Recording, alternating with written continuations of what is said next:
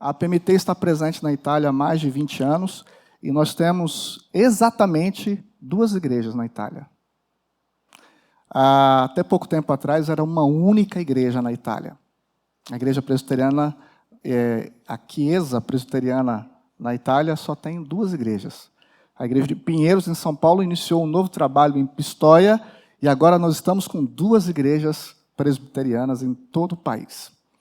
Quando nós começamos a nos deparar com essa realidade, entramos em contato com o missionário. Missionário, a PMT nos desafiou a servir o Senhor Jesus aí na Itália. E ele, como está há muito tempo lá, já está assim, quase que um italiano, né, muito direto. E ele disse, só acredito quando você estiver no avião vindo para cá. Gente, eu sou nordestino. Quando o sujeito falou para mim assim, eu só acredito quando você estiver no avião, eu falei, está me chamando de mentiroso. Eu disse, pastor, se eu estou dizendo que eu vou para a Itália, ele falou assim, quando você estiver no avião, você me avisa. E ele ficou uma expressão assim mais forte, disse, olha, há 14 anos a PMT me prometeu um casal e até hoje não chegou ninguém. Aí o sangue subiu, né? Eu disse, pois eu vou. Ele falou, então prove. Agora, em abril, nós teremos um encontro com todos os presbiterianos do país. Venha para o encontro e eu vou crer que você de fato vai vir. Nós havíamos chegado de Portugal recentemente, era novembro, e o encontro era em abril. E aí nós ficamos. Quando eu terminei a ligação, eu, minha esposa e ele a esposa, a Valéria olhou para mim e já fez aquela cara que toda esposa faz para o marido quando já sabe o tamanho da empreitada. Ela disse, E eu disse, não, tudo bem, Deus proverá e tal. Ele falou, em abril nós teremos um encontro, se vocês quiserem, venham. E é muito caro. E eu comecei a ir na internet, pesquisar e tal, e ela preocupada. E numa dessas madrugadas eu disse, Senhor, eu não posso deixar esse desafio, eu quero conhecer todos os presbiterianos da Itália nesse encontro. E para que serve cartão de crédito, né? Eu fui lá e comprei as passagens. No outro dia cedo, nós estávamos tomando café, ela olhou para mim e falou, o que foi? Eu falei, nada. Quem aqui é casado há mais de 15 anos sabe o que é isso, né? A esposa olhou e falou, o que você fez? Eu falei, nada. Ela falou, você fez. Você fez alguma coisa. Eu tinha comprado as passagens na madrugada. E assim nós começamos o nosso processo de conhecer esse campo. Em abril do ano passado, fomos para a Itália. E nós chegamos lá e nos deparamos com a realidade de um campo transcultural que possui 1,1% de evangélicos em todo o país. A Itália possui aproximadamente 58 milhões de habitantes. Nós falamos, arredondando para 60 milhões, e lá possui pouco mais de 500 mil cristãos, somando tudo que você imaginar. Tá? Pouco mais de 1% de cristãos. E nós, presbiterianos, chegamos no encontro, eu e a Valéria, nós pensamos no encontro nacional de presbiterianos. Quantas pessoas vocês acham que nós encontramos lá? Pensávamos assim, num local cheio, repleto, né? Presbiterianos do país inteiro. Estávamos lá com um pouco mais de 50 pessoas. E tivemos a alegria de ver um batismo. E eu cutucava um irmão, o outro, nossa, um batismo. Vocês veem isso assim, quanto tempo? Uns 8 anos a gente vê um batismo aqui. Batizou uma criança, batizou um adulto. E nós estávamos vendo aquela alegria, todo mundo alegre, eufóricos, e aquela coisa toda, porque eles estavam testemunhando um batismo. E aí, obrigado, meu irmão. E eu e a Valéria fomos conhecer, então, a nossa igreja, pioneira do trabalho presbiteriano na Itália, a igreja em Legnano, próximo a Milão. Estávamos lá com um pouco mais de 20 pessoas. Para vocês terem uma ideia, igrejas assim, com 40, 50 pessoas no continente europeu é considerada uma igreja grande. Né? Se eles vissem isso aqui, eles iam dizer, isso é uma mega igreja. E nós estávamos lá. E eu fui pregar, primeiro domingo, o pastor disse, olha, eu vou para um congresso de pastores, você prega. Eu falei, pastor, eu não sei falar nada. Vai ter uma tradutora aqui, você prega. E eu, empolgado, preguei pela primeira vez. E é terrível pregar com um tradutor, porque você fala uma frase e tem que parar. Então eu dizia, porque Jesus ama. E ela tinha que traduzir, e aí você ficava para completar a frase. E eu preguei, e os meus irmãos ouviram. Valéria teve o seu primeiro choque missionário, ela é missionária, dedicou sua vida toda ao trabalho de evangelização de crianças e adolescentes. A mulher disse, já que o pastor vai pregar, Valéria, por que você não fala para as crianças? E ela disse, olha, eu não sei falar italiano. E uma adolescente que estava no culto falou, eu posso traduzir. Filha, né, de um casal misto, italiano com brasileira, falou, eu posso traduzir. E Valéria desceu e falou, olha, que legal, cadê o material? E as irmãs disseram, material? Não existe material traduzido para as crianças. Nós temos 3 livros traduzidos para o italiano. A Bíblia, a Confissão de Fé e um livro dos reformadores que foi traduzido recentemente. 3 livros. E Valéria cortou uma cartolina, fez lá a história do paralítico. Quem conhece a Valéria já viu ela contar essa história 1 milhão de vezes. Lá com a cartolinazinha, improvisou, contou a história para as crianças e nós começamos a lidar com aquela realidade de um povo não alcançado.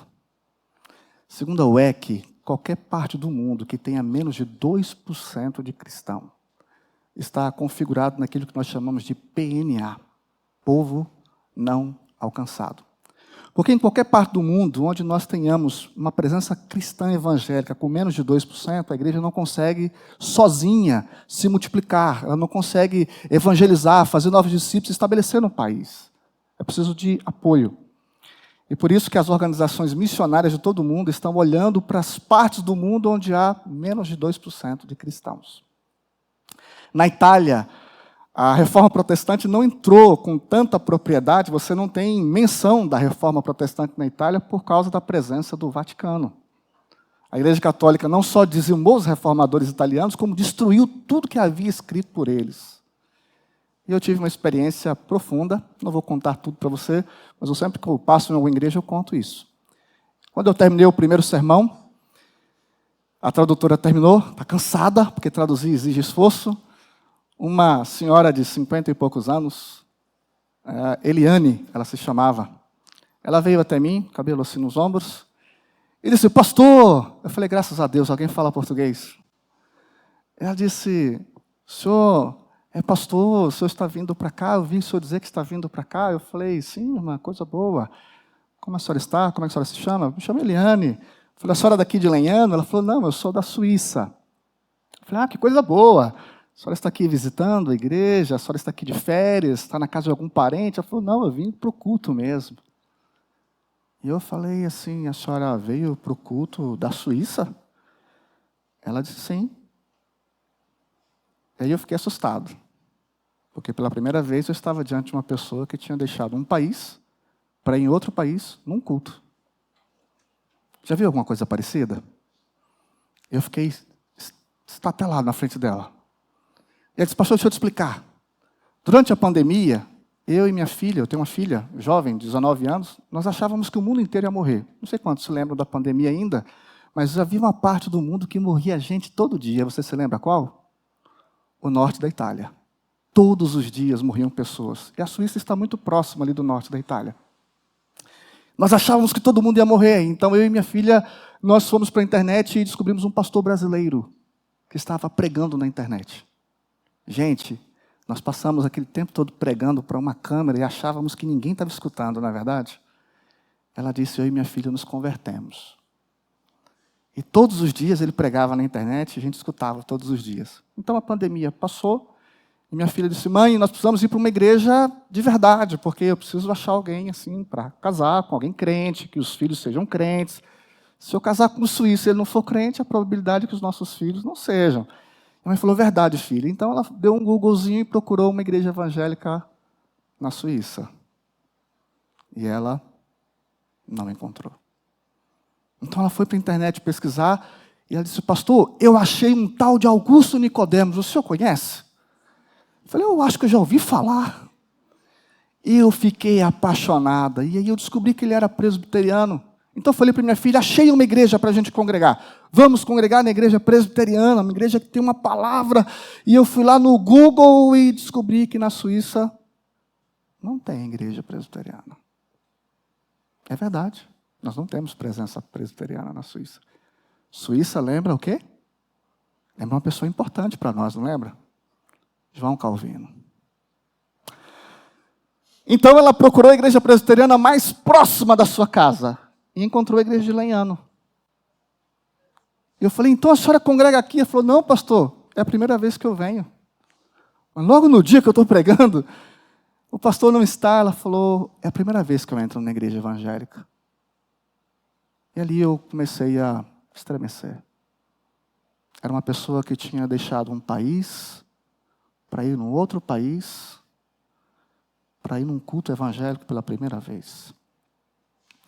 Quando eu achei que Deus já tinha quebrado tudo aqui dentro, ela segurou no meu antebraço, olhou nos meus olhos e disse: pastor, o senhor estava dizendo que vem para a Itália o ano que vem. Ela olhou para mim assim, naquela bolinha do meu olho e disse assim: vamos orar, pastor? Quem sabe o Deus manda o senhor para a Suíça. E eu olhei para ela com os olhos marejados, disse: aqui na Itália tem um pastor, lá na Suíça não tem ninguém. Ela saiu, e eu fiquei em pé, em choque. Eu estava em parafuso, vendo aquilo. Quantas igrejas presbiterianas tem aqui em Volta Redonda? Consegue imaginar uma pessoa sair de um país vizinho para vir aqui? Aquilo me deixou estremecido. Eu era pastor de uma igreja em que nós éramos uma equipe de 5 pastores. Eu era o pastor titular de uma igreja de 5 pastores. E aquela irmã estava dizendo: o meu país não tem nenhum pastor presbiteriano. Eu sentei no primeiro banco, estava em choque, dizendo: Deus, já entendi. Já entendi. É aqui mesmo, já entendi. Aí veio um irmão mineiro, de Ipatinga, e disse: tudo bem, pastor? Eu falei: ai, meu Deus, você é outro brasileiro. Eu falei: não tá, irmão, eu estou em choque. Aquela senhora que saiu daqui, ela veio da Suíça. E ela disse que veio pela primeira vez na igreja. E que ela vai congregar aqui. E ele riu. Eu falei: irmão, você está rindo? Eu estou em choque, você está rindo. Ele disse: calma, pastor. Aqui a maioria da igreja não mora aqui em Lenhano. Na verdade, alguns não moram nem na Lombardia, que é o estado. Eu, por exemplo, eu vim de Turim. Eu pego minha família e a cada 15 dias nós rodamos 3 horas na rodovia para vir no culto. É a única igreja que nós temos. 3 horas com a família na rodovia para ir no culto. Aqui na igreja, pastor, tem pessoas que frequentam o culto uma vez por ano. Uma vez por ano. Não temos igrejas presbiterianas. Eu guardei uma frase que esse irmão me disse. Ele me cumprimentou e disse: pastor, vem, passa a Macedônia e ajuda-nos. E eu e minha esposa voltamos da Itália, decididos a servir o Senhor naquele lugar. Não escolhemos o campo, na verdade foi o campo que nos escolheu. E eu contei essa história em todas as igrejas onde eu passei. E estive na 2ª igreja de Taguatinga, Brasília, Distrito Federal. Uma irmã chorava profundamente enquanto eu partilhava essa história. Eu falei: gente do céu, mas essa irmã está... Eu fui com um diácono lá de Araguari que me acompanhou, ele dirigiu para mim. E ele é novo na fé, assim, pouco tempo de presbiterianismo. Ele olhava para a irmã chorando, enquanto eu pregava, ele fazia assim: ó, o senhor está vendo? Ele estava incomodado, porque ela chorava demais, mas estava demais, assim, estava diferente. E quando, terminado o culto, ela sentada no primeiro banco, ela veio até mim e falou: quero conversar com o senhor antes de qualquer pessoa. Eu falei: tudo bem, minha irmã. Ela falou assim: meu marido, professor de escola dominical, médico, presbítero, abandonou a fé. Entregou uma carta aqui o ano passado no conselho da igreja dizendo que não crê em mais nada. Eu falei: por isso que a senhora estava chorando tanto? Ela disse: não, pastor, é que nós estávamos de férias na Suíça o ano passado. Nós estávamos nos Alpes. E no domingo eu disse: como boa presbiteriana, eu quero ir no culto. Ele falou: você sabe que eu não acredito em mais nada.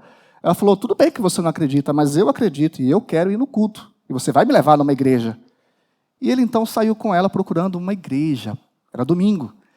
E ela foi e encontrou uma igreja valdense aberta, entrou com ele, e o pastor veio até ela e disse assim: tudo bem? A senhora quer tirar foto? Ela falou: não, vai ter culto. Aí ele falou assim: se você quiser, tem. Ela falou: como assim, se eu quiser? Não costuma ter, mas se vocês quiserem, a gente pode fazer aqui. E ela falou: não, entendi, muito obrigado. A igreja estava aberta para ocasiões turísticas. E ela voltou, foi para o chalezinho onde eles estavam, o marido sentado, fazendo outras coisas, ela foi até a varanda, ergueu as mãos e disse: Senhor, esse lugar que exportou missionários para nós hoje carece. No nome de Jesus, levante pessoas para vir para cá. E ela orava Do lado de cá, a Suíça, do outro lado dos Alpes, Itália. Quando eu contava essa história, ela disse, Deus bradou meu coração, dizendo, naquele dia você orou, mas não tinha certeza se eu iria responder. Portanto, comecei a ver a resposta. E eu entendi por que ela estava tão emocionada. Ela estava vendo parte da resposta às suas orações.